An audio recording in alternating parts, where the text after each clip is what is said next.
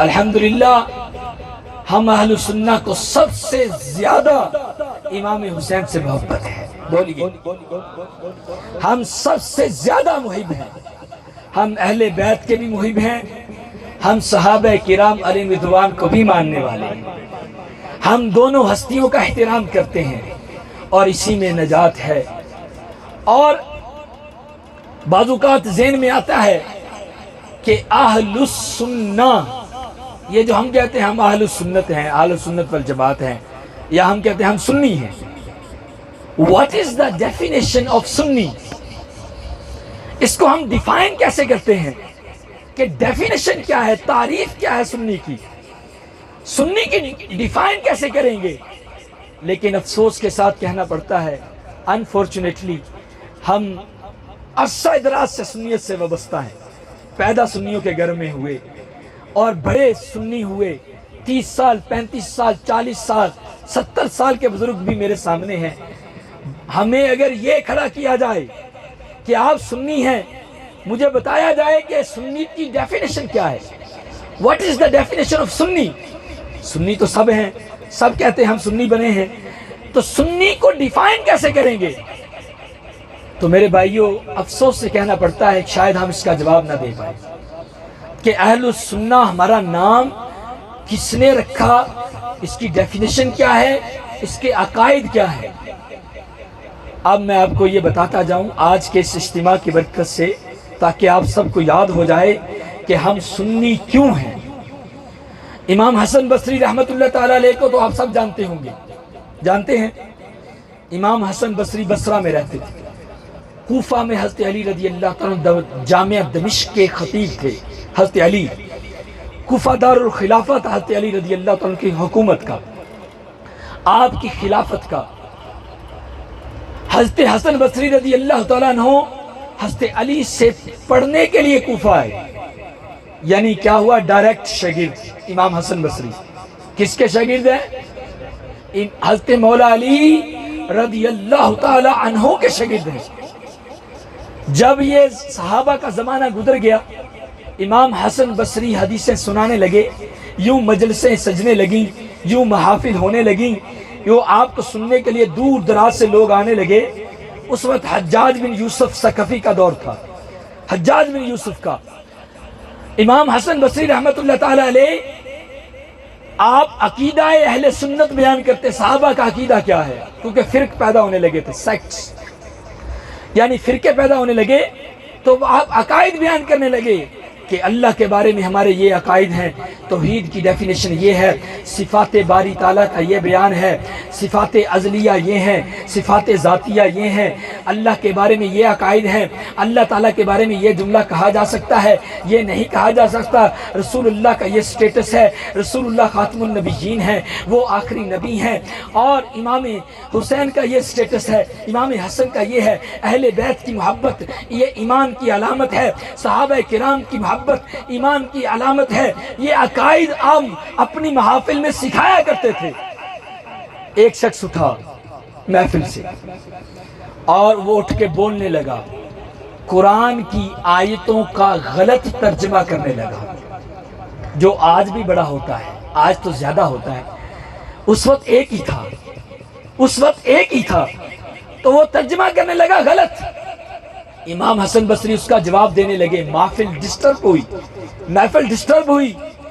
آپ نے پھر آخر میں یہ کہا کہ تو اگر نہیں سمجھتا, اعتزل عنا, جملہ عربی کا بولا آپ نے, اعتزل عنا, ہماری مجلس سے دور ہو جا, چلا جا, اگر تمہیں سمجھنا نہیں ہے تو اعتزل. تو اس نے اپنے فرقے کا نام رکھ لیا معتزلہ, اسی جملے سے معتزلہ. یہ شیعان علی, اہل سنہ, معتزلہ, یہ تین بڑے سیکٹ بن گئے, فرقے بن گئے. اب اہل سنہ کا ابھی تک کوئی نام نہیں تھا. امام حسن بصری گھر جاتے ہیں, سوچ میں پڑ جاتے ہیں کہ یار کھوٹے اور کھرے میں پہچان کیسے رہے گی. سب کہیں گے ہم مسلمان ہیں, وی آر مسلم, سب کہیں گے, یہ سب کا قول ہوگا, تو امتیازی نام ہونا چاہیے تاکہ ہم دوسروں سے ممتاز ہو جائیں.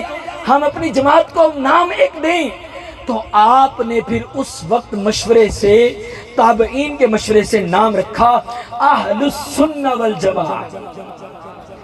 ید اللہ فوق ایدیہم، یہ میرے آقا کی صفت ہے، اور میرے آقا کریم علیہ الصلوۃ والسلام نے یہ بھی فرمایا ہے ید اللہ فوق الجماعہ، اللہ کا دست قدرت جماعت پر ہے۔ اور اہل السنہ نام ہمیں دیا باقاعدہ امام حسن بصری نے، الحمدللہ اس وقت سے آج تک اہل حق کا نام اہل السنہ ہے۔ ہمارا نعرہ ہے rectifications of beliefs, spreading love and peace، یعنی ایک عقائد کی اصلاح کرنی ہم نے، جہاں کمیاں ہیں کوتاہیاں ہیں وہاں اصلاح کرنی ہے، ریکٹیفیکیشن کرنی ہے، اور پھیلانا ہم نے محبت اور امن ہے۔ ہم کبھی بھی نہ لا اینڈ آرڈر کو چیلنج کریں گے، نہ انشاءاللہ کیا ہے، نہ کریں گے۔ گراؤنڈ میں ورک کر کے انشاءاللہ بچے کو تیار کریں گے کہ بیٹا زندگی میں آنے کا مقصد ہی ختم نبوت ہے، زندگی میں آنے کا مقصد ہی ناموس رسالت ہے، کیونکہ جو اس مشن کے لیے آگے بڑھتا ہے اس کی سپورٹ میرے آقا کریم علیہ السلام خود کرتے ہیں۔ اہل سنہ کہتے کس کو ہیں؟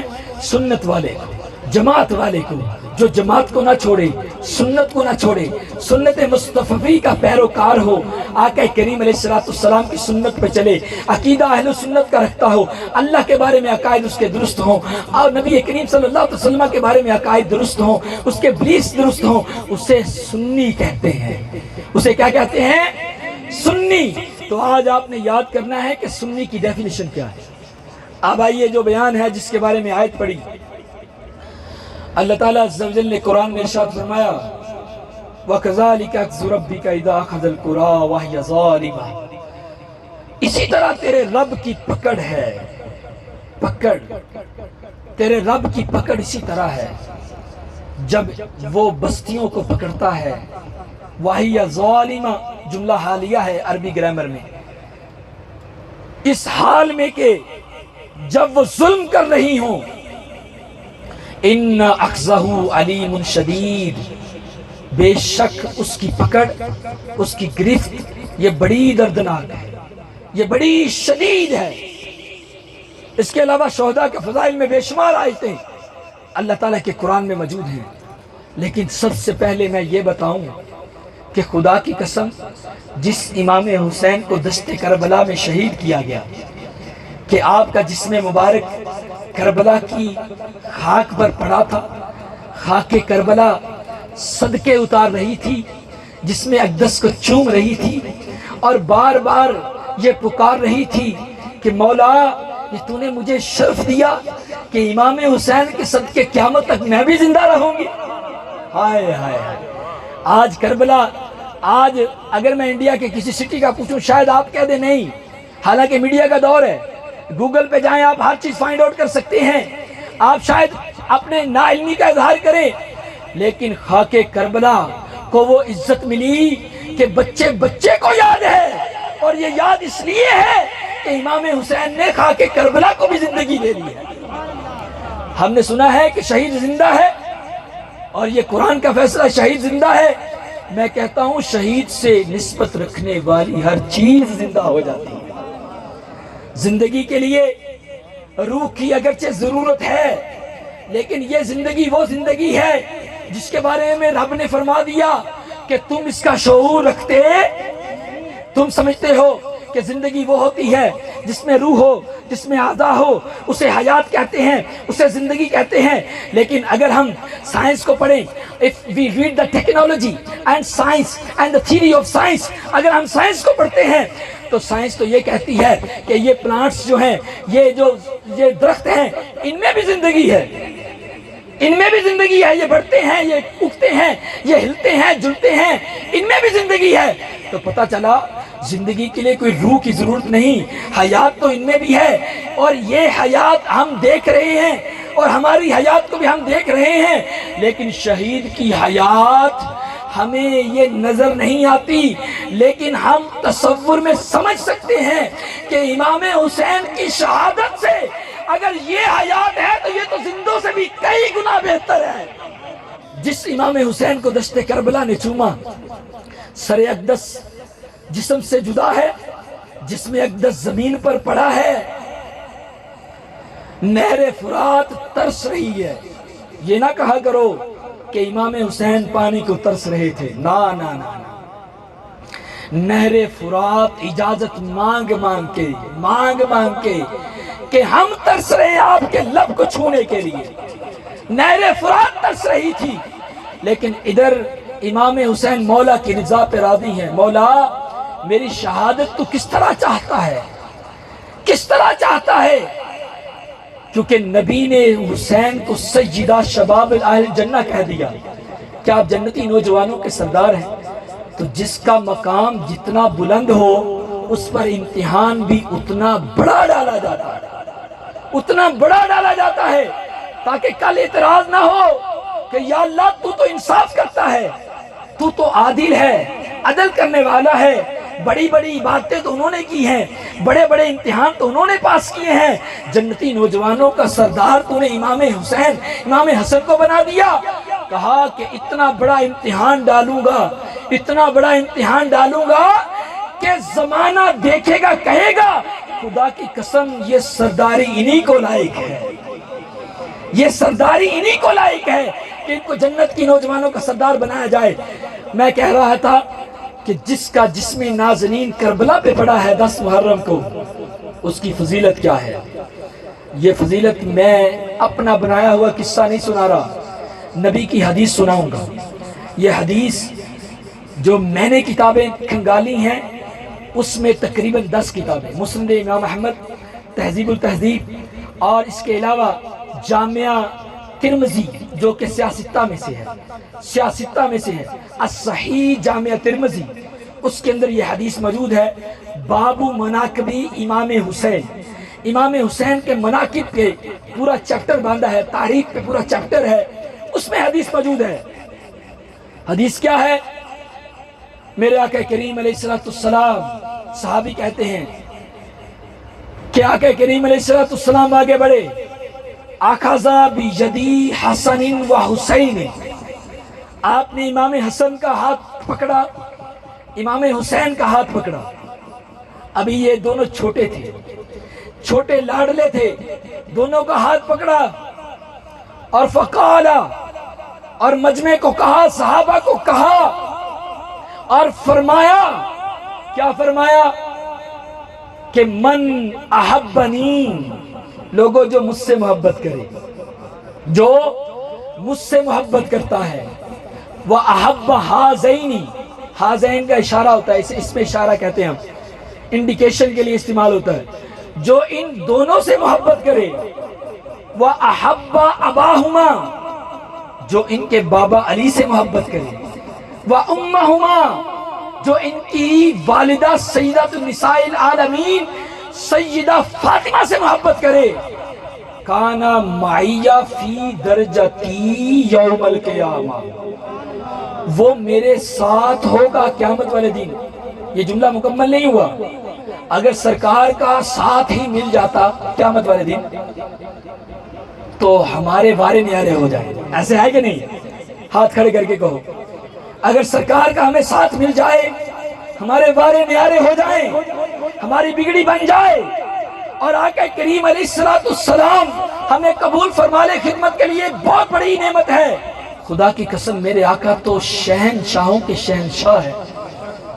اور پھر وہ دور، پھر وہ محشر کا میدان جس کے بارے میں رب نے قرآن میں فرمایا، یوم یفر المرء من اخیہ، جس دن بھائی بھائی کو چھوڑ کر بھاگے گا، وَأُمِّهِ وَأَبِيهِ وَصَاحِبَتِهِ وَبَنِيهِ، جس دن ماں اپنے بیٹے سے بھاگے گی، جس دن ایک شخص اپنی زوجہ سے بھاگے گا، اپنی اولاد کو چھوڑ کے بھاگے گا، اس دن اگر میرے آقا کا ساتھ مل جائے تو یہ ہمارے لیے بہت بڑی نعمت ہوگی، بہت بڑی نعمت ہوگی۔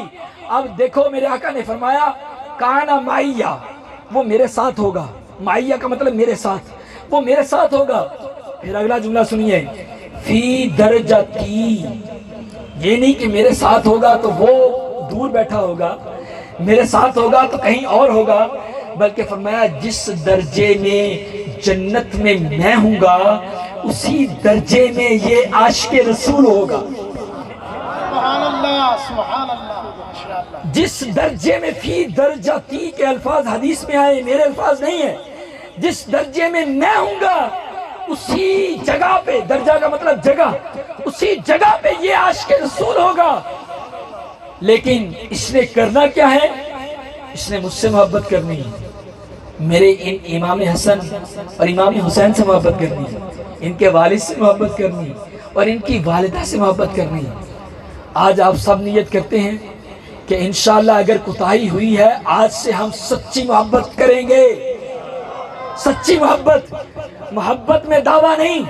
ابھی میں بتاؤں گا کہ محبت امام حسین کس طرح کی جاتی ہے، وہ علیحدہ میں بتاؤں گا کہ صرف دعویٰ نہیں کہ ہم بڑے عاشق اہل بیت ہیں، ہم بڑے عاشق رسول ہیں، نہیں، ہم نے محبت میں ثابت کرنا ہے یا امام جس طرح آپ نے اپنے مشن کو جاری رکھنے کے لیے، مشن حسینی کے لیے سر کٹایا تھا، کربلا کے دشت کو چوما تھا، جس طرح آپ نے اپنا گھر بار چھوڑا، مدینہ مصطفیٰ چھوڑا، نانے کا روزہ چھوڑا، مکہ مکرم چھوڑا، آپ کوفہ میں آئے، دشت کربلا میں آپ چاہتے کیا تھے، آپ کا مشن کیا تھا؟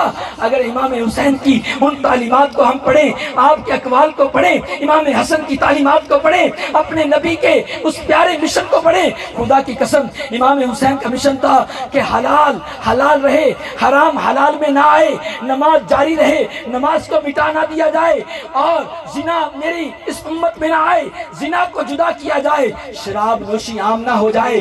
شراب میرے آقا نے حرام کی ہے، قرآن نے حرام کی ہے، کہیں عرب کے بڑے بڑے سلطنت والے یہ لوگ شراب نوشی کو عام نہ کر دیں، نماز کو چھوڑنا نہ شروع کر دیں، جمعے کی پابندی چھوڑنا نہ شروع کر دیں۔ یعنی یہ سب جو یزید کر رہا تھا، زانی تھا، شرابی تھا، بے نمازی تھا، اور یہ طرح طرح کے خرافات جو دین میں لا رہا تھا، امام حسین چاہتے تھے میرے نانے کا یہ دین پاک ہو جائے۔ جس طرح میرے آقا نے کئی جنگیں لڑی، کئی گھر سے باہر رہے، وہ مکی دور بھی گزرا کہ جب ظالم پتھر مارا کرتے تھے، میرے آقا نے مشن نہیں چھوڑا۔ جب مکہ کے اندر آپ کو مکہ سے ہجرت کرنا پڑی، اس وقت بھی آپ نے مشن نہیں چھوڑا۔ جب آپ کی آنکھوں سے آنسو جاری تھے، خانہ کعبہ کو دیکھ کے آپ کہہ رہے تھے، اے خانہ کعبہ، بے شک میری دلی فیلنگز جو ہیں وہ تیرے ساتھ بڑے اٹیچ ہیں، لیکن خدا کی قسم میں محمد عربی اس لیے تجھے چھوڑ رہا ہوں، تجھے کوئی بھی مسلمان چھوڑنے کا دل نہیں کرتا، میں اس لیے چھوڑ رہا ہوں کہ دین متین کی جو ڈیوٹی لگی ہے اس کو نبھانا ہے۔ پھر اپنے رب سے دعا کرتے ہیں، مولا جتنی محبت مجھے خانہ کعبہ سے ہے، اس بیت المقدس اور اچھے گھر سے ہے، اس سے زیادہ محبت مجھے مدینہ سے دے دے، مدینہ سے دے دے۔ میرے امام حسین نے اس مشن کو بلند کرنا تھا، اس لیے آگے بڑھے۔ حالانکہ امام حسین کے خطبے یہ ممبروں میں پڑھے جاتے تھے، مسجد نبوی میں امام حسین کی فضیلتوں کو بیان کیا جاتا تھا۔ اگر امام حسین نے اپنی فضیلتیں سننی ہوتی تو مسجد نبوی میں رہتے، اگر امام حسین نے اپنی فضیلتیں سننی ہوتی تو خانہ کعبہ کے اندر رہتے۔ عبداللہ بن زبیر رضی اللہ تعالیٰ عنہ اس وقت خانہ کعبہ کے حاکم تھے، کہا نہ جائیں کیونکہ کوفہ جس نے آپ کے والد کو شہید کیا، وہ کوفہ جنہوں نے آپ کے بھائی کو زہر دی، وہ کوفہ بڑے بے وفا لوگ ہیں، آپ نہ جائیں، آپ کی ہم فضیلت بیان کرتے ہیں۔ صحابہ نے روکا، آپ کے بھائی ایون کہ محمد ابن حنفیہ نے بھی روکا، صرف صحابہ نے نہیں، محمد بن حنفیہ نے بھی روکا، آپ نہ جائیں۔ لیکن حسین تو اپنے مشن، جس کا وعدہ وہ اپنے نانا سے کر چکا تھا، جس کے لیے مدینہ چھوڑا تھا، جس کے لیے وہ جگہ چھوڑی تھی جہاں یہ فضیلت سنائی جاتی تھی کہ لوگوں سن لو کہ یہ سیدہ شباب اہل جنہ ہیں، ان کی قدر کرو۔ لوگوں سن لو، نبی پاک صلی اللہ علیہ وسلم نے ان کے لیے سجدوں کو طول دیا ہے، نماز کے اندر سجدوں کو لمبا کیا ہے۔ آپ نماز کی اہمیت کو جانتے ہیں؟ نماز کتنی امپورٹنٹ ہے اسلام میں، کتنی امپورٹنٹ ہے۔ جب میرے آقا سے جبریل امین نے پوچھا کہ یا رسول اللہ واٹ از دا ڈیفینیشن احسان، حدیث جبریل بڑی مشہور ہے، مل احسان، احسان کیا ہے؟ فرمایا ان تعبد اللہ انک تراہ، تو نماز اس طرح پڑھے جس طرح تو اللہ کو دیکھ رہا ہے. یہ ہے احسان، نماز میں اعلیٰ مقام کہ نماز اس طرح پڑھے کہ تو رب کو دیکھ رہا ہے. اگر یہ کیفیت قائم نہ ہو تو کم از کم اتنی تو ہو فَإِنَّهُ يَرَاكَ کہ تیرا رب تجھے دیکھ رہا ہے. نماز کا مقام کیا ہے؟ الصلاۃ معراج المومن، نماز مومن کی معراج ہے. میرے آقا نے یہ فضیلتیں سنائی ہیں تو سرکار زیادہ جانتے تھے نماز کتنی امپورٹنٹ ہے. لیکن کیا حدیث صحیح کے اندر واقعہ آتا ہے صحابہ نے سجدہ کیا، میرے آقا جماعت کروا رہے ہیں، سجدے کو لمبا کیا.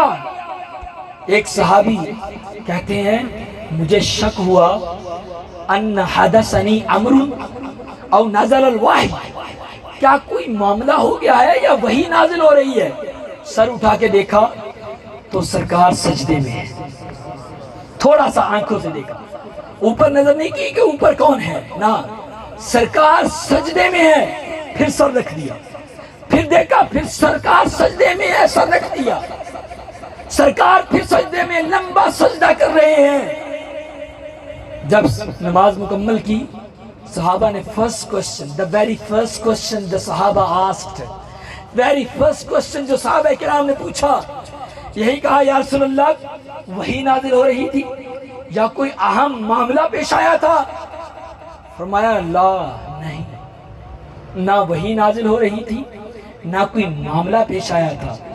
اِنَّ ابنی ہادہ، میرا یہ بیٹا امام حسین، میرا یہ بیٹا ارتحلنی، حدیث کے الفاظ ارتحلنی، یہ مجھ پر سوار ہو گیا تھا.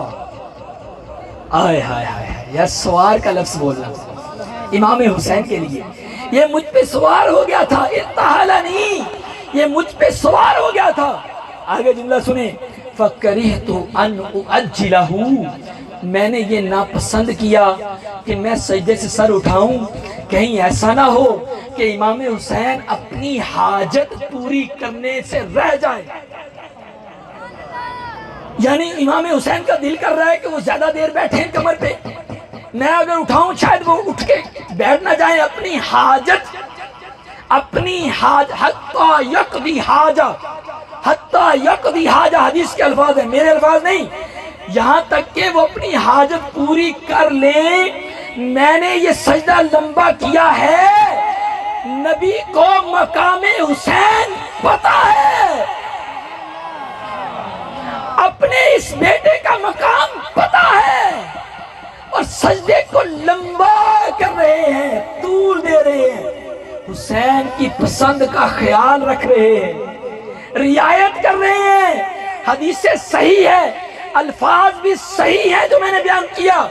آپ کو ابھی آپ گوگل میں لکھیں ارتحلنی کا لفظ لکھیں، ابھی آپ کو 100 حوالے ملیں گے اس حدیث کے کہ یہ حدیث میرے آقا نے بعد میں بیان کی اور کہا میں نے سجدہ کسی اور چیز کے لیے لمبا نہیں کیا، میں نے اور وجہ نہیں تھی، امر الہی بھی نہیں تھا، یہ کوئی اور چیز بھی نہیں تھی، فقط وجہ ایک تھی، ایک وجہ تھی.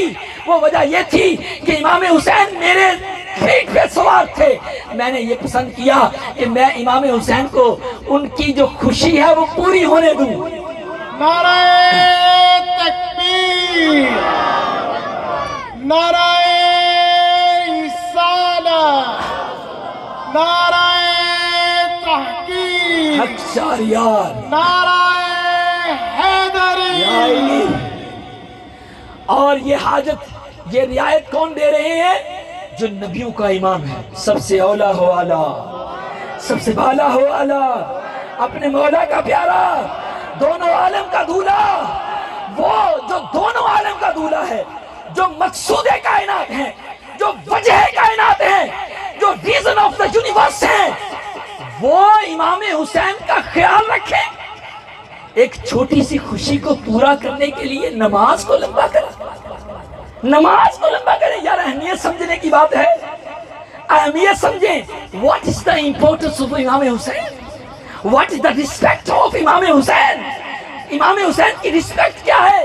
نبی جو اماموں کا امام، وہ نماز جو تمام عبادات کی امام، اور اس میں رعایت حسین. یار مقام حسین کو سمجھو. مقام حسین کیا تھا؟ 10 محرم کو اسی وقت میں وہی مقام حسین جس کو میرے آقا نے سجدہ لمبا کیا دشت کربلا میں اکیلا ہے، جس میں نازنین پڑا ہے، خاک کربلا چوم رہی ہے. اب امام اہمیت سمجھو. اب بعض لوگ یہ کہتے ہیں، ایک اور نقطہ بیان کر دوں بڑا کام آئے گا.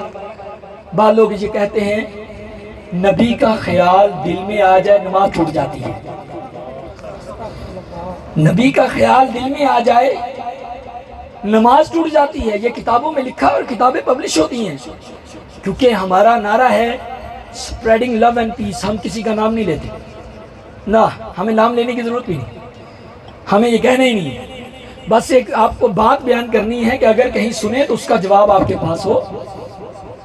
کہتے ہیں کہ نبی کا خیال نماز میں آ جائے تو نماز ٹوٹ جاتی ہے. میں پوچھتا ہوں یہ حدیث صحیح ہے؟ یہ حدیث صحیح ہے؟ نماز کیوں لمبی کی جا رہی ہے؟ امام حسین اوپر ہیں. کیا نبی کے دل میں امام حسین کا خیال آیا کہ نہیں آیا؟ بولو. آیا؟ خیال آیا؟ کسی ایک روایت سے ضعیف سے ضعیف روایت دکھا دیں کہ نبی نے یہ سجدہ کو لمبا کیا اور بعد میں نماز دہرائی ہو. دکھا دیں کہ نماز ٹوٹ گئی، امام حسین کا خیال آیا. یہاں پہ نبی کر رہا ہے، نبی کر رہے ہیں یہ کام.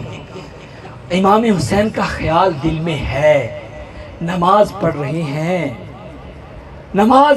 ہیں، لمبا سجدہ کر رہے ہیں، نماز نہیں ٹوٹی.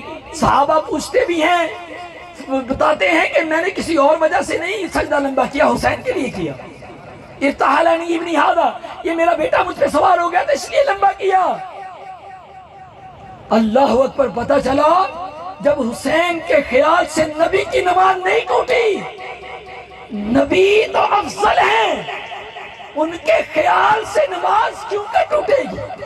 بلکہ ہمارا تو یہ ذہن ہے، ہم تو یہ عقیدہ رکھتے ہیں، اس لیے ہم درود شریف پڑھتے ہیں، درود وہ بھی پڑھتے ہیں. لیکن امام غزالی نے لکھا ہے اپنی کتاب احیاء العلوم کے اندر، امام غزالی فرماتے ہیں جب درود پاک پڑھو، جب آپ کہو یہ درود ابراہیمی پڑھو، جب میرے آقا کریم علیہ السلام کا نام نامی اس میں گرامی آئے تو یہ تصور کیا کرو، صرف اس جگہ نہیں بلکہ السلام علیکہ ایھا النبی السلام علیکہ، یہ جو صیغہ ہے التحیات کے اندر جب علیکہ کا جملہ بولو، علیکہ یعنی آپ پر سلام ہو اے نبی، اس پر تصور کیا کرو کہ آقا کریم علیہ السلام سامنے ہیں، میں ان کو سلام بھیج رہا ہوں. عربی میں اس کو کہتے ہیں انشاء.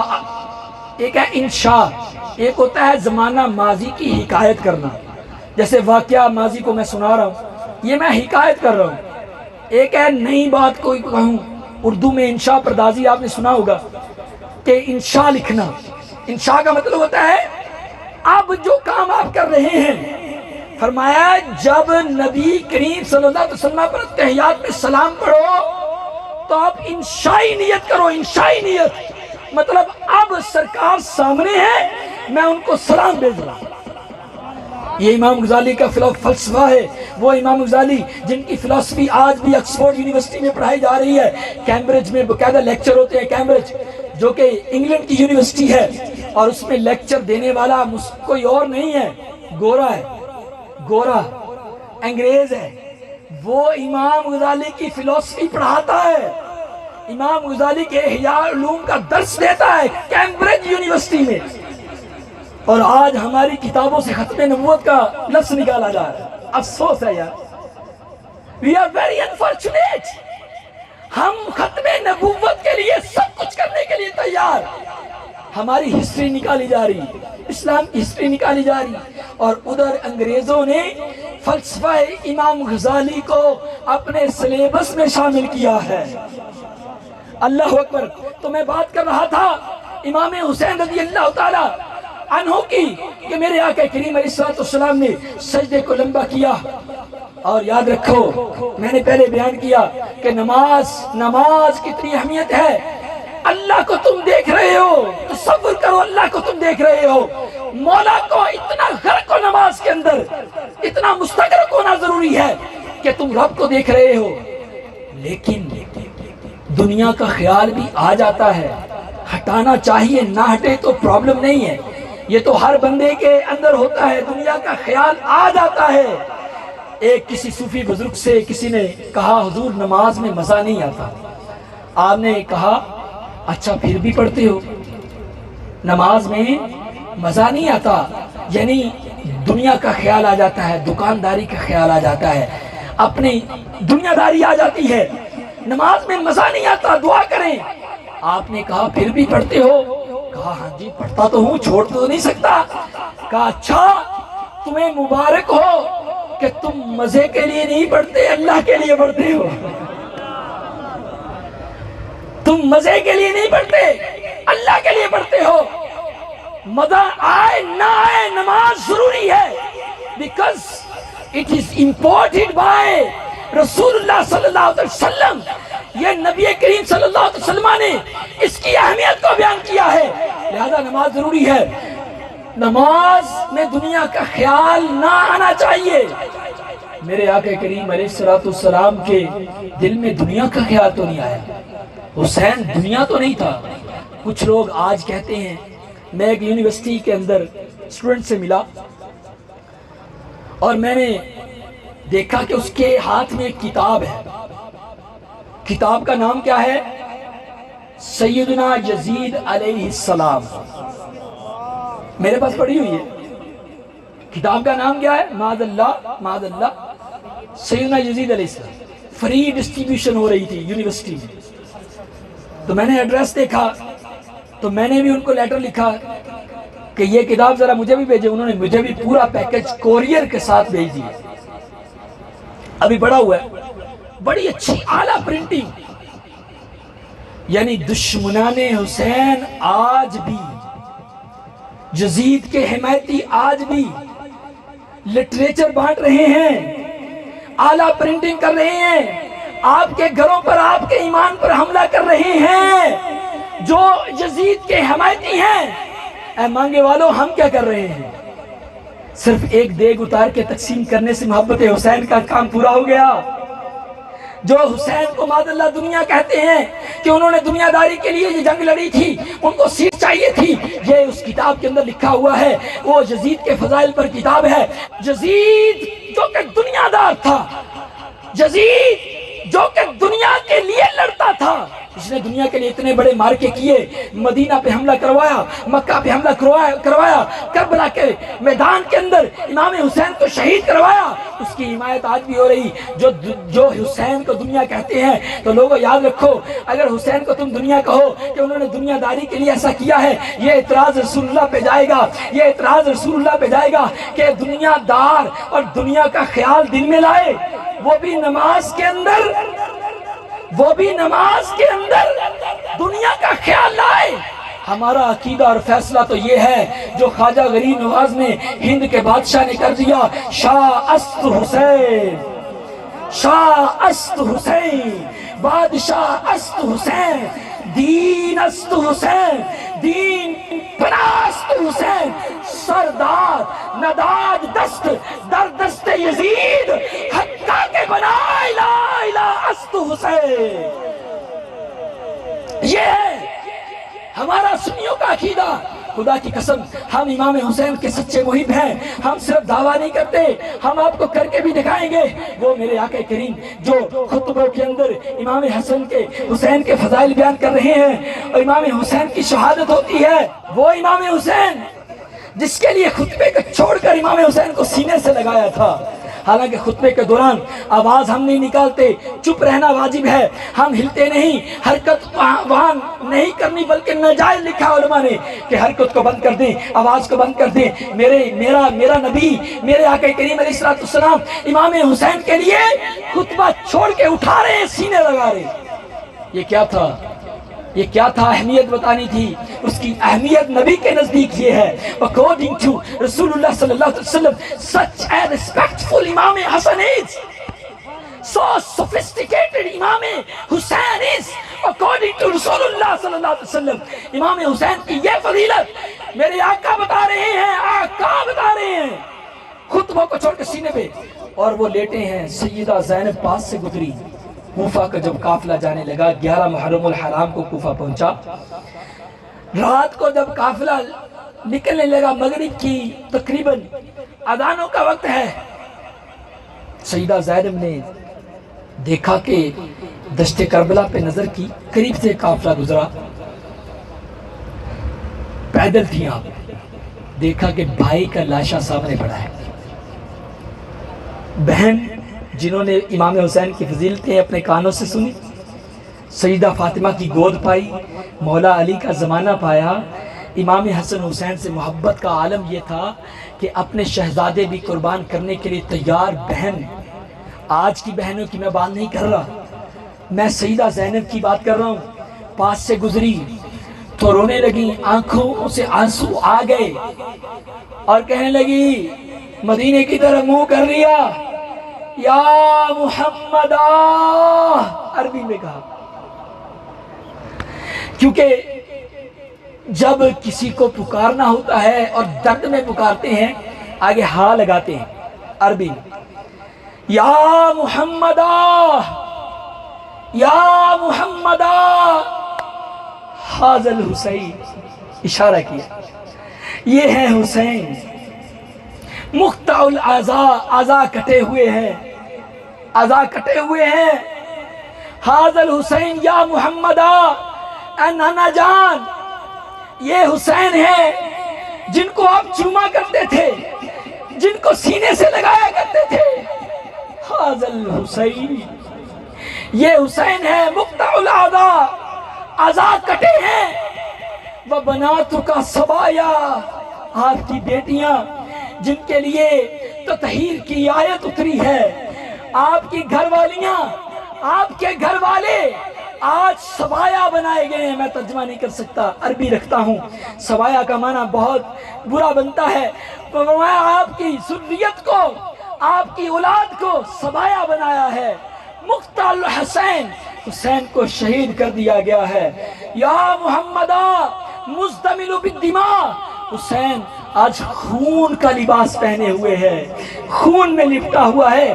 یہ حسین جس کے لیے سجدے کو لمبا کیا تھا, سارے صحابہ رسول اللہ کو کہا کہ فرمایا, عرض کرتے تھے, یا رسول اللہ بی ابی و امی, آپ پر میرے جان, میرے ماں باپ قربان. لیکن میرے آقا نے امام حسن حسین کے لیے یہی جملہ فرمایا تھا. سرکار نے فرمایا تھا, بی ابی و امی, اے امام حسن حسین آپ پر میرے جان ماں باپ قربان. یہ حسین ہیں جن کے لیے سیدہ زینب نے یہ جملہ کہا. تو میرے بھائیوں, امام حسین نے سب کچھ لٹایا, سب کچھ قربان کیا. کس کے لیے؟ تاکہ یہ غلط چیزیں دین میں نہ آئیں. لیکن آج وہ حملے ہو رہے ہیں جو کہ دشت کربلا نے, بلکہ یزید نے بھی حملے دین پہ نہیں کیے تھے. اس وقت ختم نبوت کا کیس سامنے نہیں آیا تھا, اس پر ناموس رسالت, گستاخی رسول کا کیس سامنے نہیں آیا تھا, صحابہ کو کافر نہیں کہا جاتا تھا. اس وقت یہ بڑے بڑے کیس سامنے نہیں آئے تھے. لیکن آج تو قلعہ اسلام میں سیدنا صدیق اکبر کو کافر کہا جا رہا ہے. ختم نبوت پر حملے ہو رہے ہیں, نئے نئے نبی بن کر آتے جا رہے ہیں. معاذ اللہ جھوٹے دعوے دار یہ اس دور میں یہ ختم نبوت پہ حملہ کر رہے ہیں, ناموس رسالت پہ حملے ہو رہے ہیں. لیکن ہم کچھ نہیں کر رہے. میں یہ نہیں کہتا کہ ہم گنے اٹھا لیں, ہم لا اینڈ آرڈر کو ہاتھ میں لے لیں, میں یہ نہیں کہتا. لیکن میں یہ تو کہتا ہوں, خدا کے بندو, ہمارا ایمان ہے, ہم مسلمان ہیں, ہم آقا کریم علیہ السلام کے دیوانے ہیں. مشن حسین کو زندہ رکھنے کا وعدہ تو کر سکتے ہیں, وعدہ کر سکتے ہیں نا. مشن حسین کو زندہ رکھنے کے لیے ہم گراؤنڈ میں کام کر سکتے ہیں, سکول و کالجز کھول سکتے ہیں. اگر یہ سکول و کالجز ہمارے اس مشن میں رکاوٹ ہیں, ہم اپنے سکول و کالجز کھولیں گے. اگر یہ یونیورسٹیز ہمارے مشن میں رکاوٹ ہیں, ہم اپنے اپنی یونیورسٹی سجائیں گے، اگر یہ ہمارے مشن میں رکاوٹ ہیں، ختم نبوت کا سبق نہیں پڑھا رہے، ختم ناموس رسالت کا سبق نہیں پڑھا رہے، انشاءاللہ ہم جدید تعلیم بھی دیں گے، ہم سائنس بھی پڑھائیں گے، ہم انگلش بھی اعلیٰ درجے کی پڑھائیں گے، تاکہ ہمارا بچہ اس میں سیلف کانفیڈنس بلڈ ہو، اس کے اندر کوئی کمی نہ ہو۔ اگر وہ جج بنتا ہے جج بنے، اگر وہ وکیل بنتا ہے وکیل بنے۔ میں یہ نہیں چاہتا کہ سارے مولوی بن جائیں، نہیں، میرا یہ مشن نہیں۔ میں یہ چاہتا ہوں آپ کے بچوں کا فیوچر یہ ہو جو ہو، وہ جج بنتا ہے جج بنے، وہ ڈاکٹر بنتا ہے ڈاکٹر بنے۔ الحمدللہ 2000 سے زیادہ ڈاکٹر اور پروفیشنل لوگ ہم سے وابستہ ہیں، جو تنظیم ضیاء الہدیٰ کا کام کر رہے ہیں انگلینڈ جیسے ملک میں، لندن میں، برمنگھم میں۔ میرا مقصد کیا ہے؟ وہ مقصد جو امام حسین نے سر کٹا کر زندہ کیا تھا، میں اس مقصد کو لے کر چلا ہوں، اور مجھے پتا ہے اگر 6 مہینوں میں یہ ہمارا پیغام 7 کنٹریز میں جا سکتا ہے تو انشاءاللہ 6 سالوں میں دنیا بھر میں یہ پیغام عام ہوگا۔ اور ہم جس طرح انگلینڈ کے اندر برانچ سکول کی اور ایک درس نظامی کی سلسلہ چلا رہے ہیں، اسی طرح انشاءاللہ مانگے منڈی کے اندر بھی یہ ابتدا ہوگا۔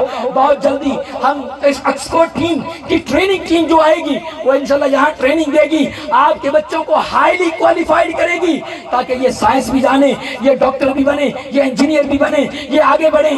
انشاءاللہ آپ سب کی مجھے سپورٹ چاہیے۔ I don't need funds from you۔ میں نے آپ سے فنڈز کے لیے مطالبہ نہیں کیا، میرا مشن تو ختم نبوت ناموس رسالت ہے۔ اے راجپوتوں، اے ملک برادری کے سے تعلق رکھنے والوں، اے میرے مسلمان بھائیوں اور دوسری برادریوں سے تعلق رکھنے والوں، you all are respected۔ آپ سارے respected ہیں میرے نزدیک، کیونکہ ہم برادری بیس پہ کام نہیں کر رہے، ہم ہر مسلمان کی رسپیکٹ کرتے ہیں، ہر مسلمان ہمارے لیے مکرم ہے۔ آپ کی مجھے سپورٹ چاہیے۔ آئندہ جب ہم 1 سال کے بعد آئیں، ہم نے مانگے میں ایک جلسہ نہیں کرنا، ہم نے دن اور رات انشاءاللہ ختم نبوت کا مشن جاری رکھنا ہے، دن اور رات انشاءاللہ۔